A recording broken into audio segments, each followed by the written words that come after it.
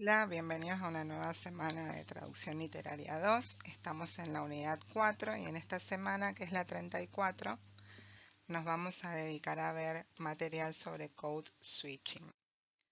El cambio de código o la alternancia de código, que se llama Code Switching en inglés, es un fenómeno que también se conoce como mezcla de códigos y compete al estudio de la variación lingüística.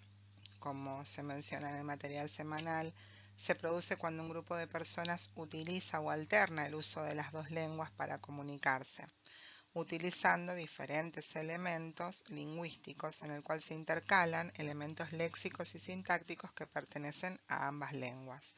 Nosotros vamos a ver la alternancia entre la lengua española y la lengua inglesa, porque nos referimos a grupos de personas que utilizan o alternan el uso de las dos lenguas para comunicarse, utilizando diferentes elementos lingüísticos.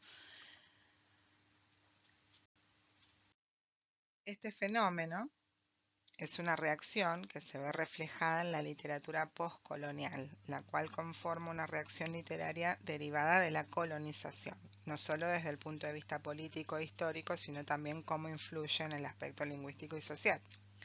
La literatura chicana es parte de la literatura escrita por miembros de la comunidad de habla hispana que se produce en los Estados Unidos. El uso del cambio de código forma parte de su identidad, dando lugar a la manifestación de una nueva cultura situada entre la mexicana y la estadounidense. Es necesario ver, por ejemplo, en la literatura chicana cómo el producto de escritores que viven y escriben dentro de un ambiente angloamericano, pero mantienen en mayor o menor grado la cultura mexicana de sus antepasados. La literatura chicana nos muestra una realidad social y cultural de un grupo de personas a las que representa. El uso del cambio de código forma parte de su identidad. Este fenómeno no es exclusivo de este colectivo, es decir, de los mexicanos, sino que se extiende a otros grupos hispanos como cubanos, puertorriqueños, dominicanos, colombianos, que habitan dentro del país norteamericano. En la traducción podemos aplicar diferentes estrategias al momento de realizar las producciones, como por ejemplo la domesticación. La domesticación consiste en adaptar los elementos culturales de la lengua de origen a aquellos de la lengua meta, de forma que el receptor los va a percibir con naturalidad.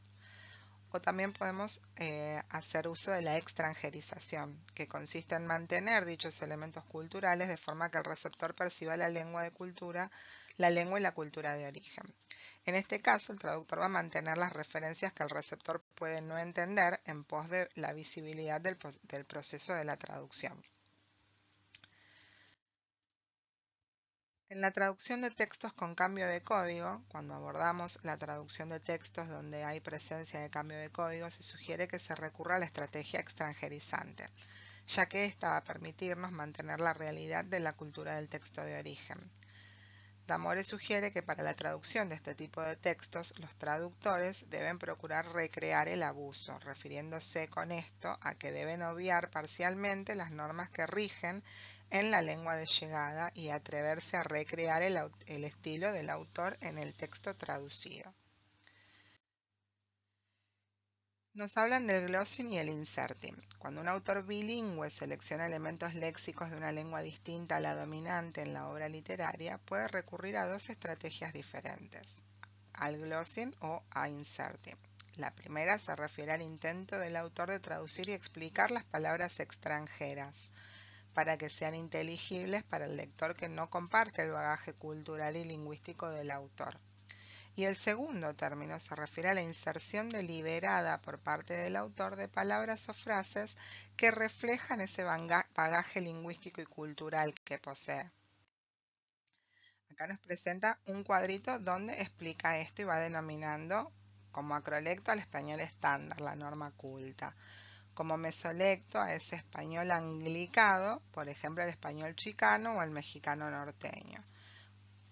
Después está el Spanglish y luego el inglés hispanizado, por ejemplo el inglés chicano puertorriqueño, y llegamos al acrolecto, que es el inglés estándar. Según Jiménez Carrá, entre otros procedimientos, estos autores chicanos introducen el término en español y su traducción al inglés. Utilizan el término en inglés sin traducción, recurriendo al uso de elementos culturales, tipográficos o lingüísticos. Añaden, por ejemplo, interjecciones, vocativos propios de la otra cultura, omiten elementos tipográficos, transcriben la pronunciación. Por otra parte, también el traductor se puede servir de las técnicas que utilizaron los propios autores, o también recurrir a la compensación en distintos lugares, añadiendo un cambio de código o eliminando, efectuando adaptaciones lingüístico-culturales de la grafía de algunos términos. Las estrategias de traducción de textos las vamos a ver en este artículo en base a una traducción.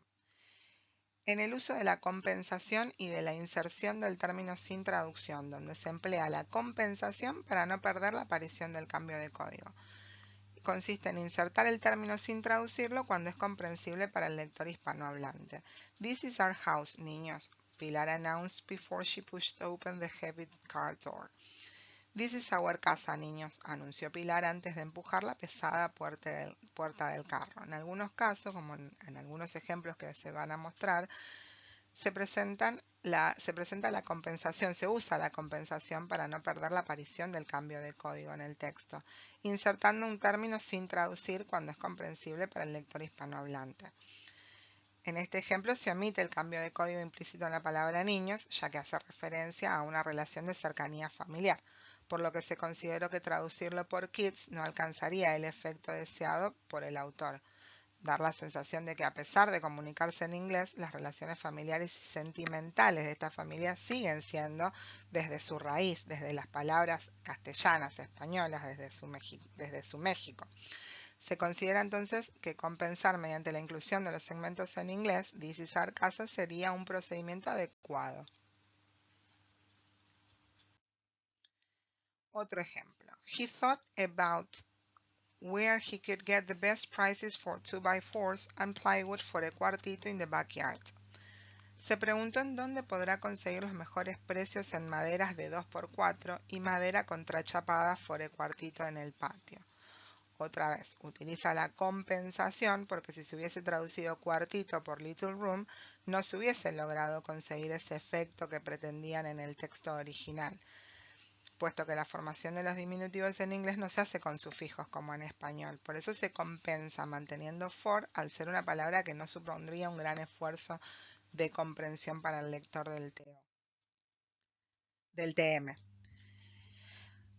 Otro ejemplo, en el texto se van a analizar muchos, pero otra estrategia que tenemos es el uso de la autotraducción. Esta técnica consiste en la inserción del segmento que contiene el cambio de código, seguido de su equivalente en español, con el objeto de mantenerlo y a su vez facilitar la comprensión del texto meta. Get those lepes to help you, she said. Y el traductor eligió traducir como dile a estos lepes tontos que te ayuden. Una tercera estrategia es la traducción de cambio de código por cambio de código. Como técnica para mantener el cambio de código del texto original o compensar su falta, se decidió utilizar el cambio de código con interjecciones y vocativos. You've been drinking, haven't you? And I smell smoke on your clothes. You ingrata. Has estado bebiendo, ¿no? Y la ropa te huele a humo. You ingrata. Traducción con cambio de código por cambio de código. El mantenimiento del cambio de código en la traducción. Como puede verse en los siguientes ejemplos, se recurrió a mantener el cambio de código en el texto meta por tratarse de elementos propios de la cultura mexicana. Este procedimiento, sin embargo, a lo largo de la obra se siguió en pocas ocasiones. The receptionist, who was not Jeannie, but a mexicana who knew Spanish very well, told them to wait in the lobby. Perdón. La recepcionista, que no era Jeannie, sino una mexicana que hablaba español muy bien, les dijo que esperaran en el lobby.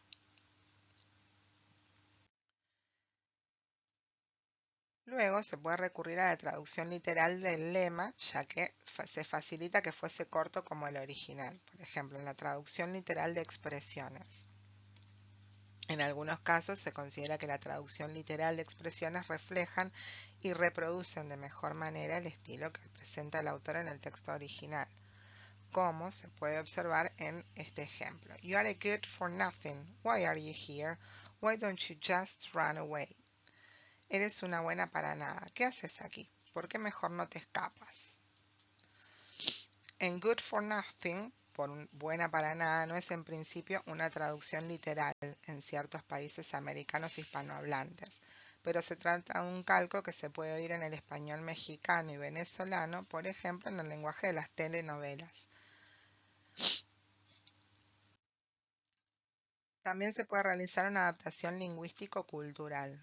Interjecciones, vocativos y calcos podemos utilizar. Se ha explicado previamente, es característico de la literatura chicana que los autores añadan interjecciones y vocativos. En la mayoría de los casos se mantuvieron en español en el texto meta porque así permiten marcar las variantes del español latinoamericano. Otra estrategia es la omisión del cambio de código. En algunos casos se opta por la omisión del cambio de código en el texto meta a pesar de su presencia en el texto original, en palabras como mamá, papá, don, doña, y también en el caso del uso de la nacionalidad o los gentilicios, ya que en los textos originales el autor utiliza un cambio de código cuando se refiere a los mexicanos o a los americanos. En definitiva, podemos decir que en la traducción de estos fragmentos de la novela chicana se considera la implicación y la importancia que tiene el traductor como intérprete y puente entre las culturas. Se utilizan la mayoría de los recursos compilados por los especialistas en este tipo de traducción para preservar al máximo la integridad de la cultura de origen que estamos queriendo transmitir, reproducir a la cultura, como consecuencia de haber surgido en medio de estas dos. Asimismo, para abordar este tipo de traducción es indispensable prestar atención a la cultura del otro y tomar en cuenta las investigaciones hechas previamente sobre el tema. Como siempre, el autor tiene que tomar decisiones y siempre basadas, mantenerlas, o sea, saber por qué eligió tal o cual otra estrategia al momento de aplicarlas. Bueno, eso es todo por hoy y nos encontramos la próxima. Saludos.